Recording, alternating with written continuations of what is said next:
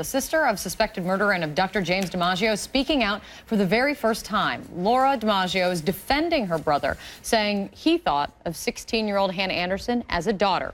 What she said, though, is causing outrage this morning and also raising new questions. CNN's Miguel Marquez is in Los Angeles with much more. Good morning, Miguel. Good morning there. This is the woman who had previously wanted the DNA from the Anderson family to compare to her brother's. She has backed off of that claim. She's making a bunch of others. In a contentious interview. How do you know that he did it? Would be my question for you. Speaking exclusively to CNN's Piers Morgan, the sister of James DiMaggio, the man killed in a shootout with the FBI in the Idaho wilderness after kidnapping Hannah Anderson.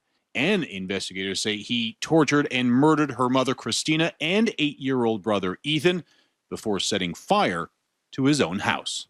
I would like to remind you that at this point, my brother is still a suspect. He is not a killer. He is accused. And again, it is alleged. Laura DiMaggio holds out the possibility her 40-year-old brother is a victim, casting blame on 16-year-old Hannah Anderson. The Hannah Anderson that I saw a few nights ago on the TV is certainly not the girl that stayed in my home 3 weeks prior to them disappearing. What do you mean? What do you mean? I remember very vividly telling my brother, she's trouble.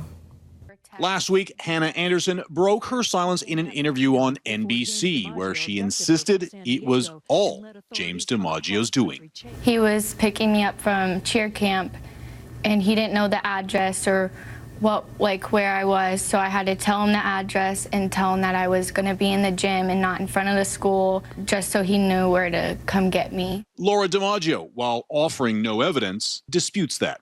In my heart of hearts, I think that Hannah perhaps got herself into a situation that she couldn't get herself out of, and I do believe that my brother gave his life to protect her.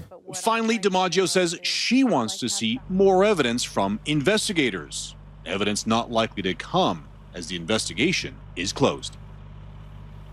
Yeah, investigators saying that because there is no prosecution, there will be no more investigating and there won't be any big reports coming. The family not releasing a new statement, but reiterating an old statement saying that that they will not give DNA evidence. There's no indication that there's any relationship between Mr. DiMaggio and any of the Anderson children, and they wish Miss DiMaggio well in her healing process. Chris?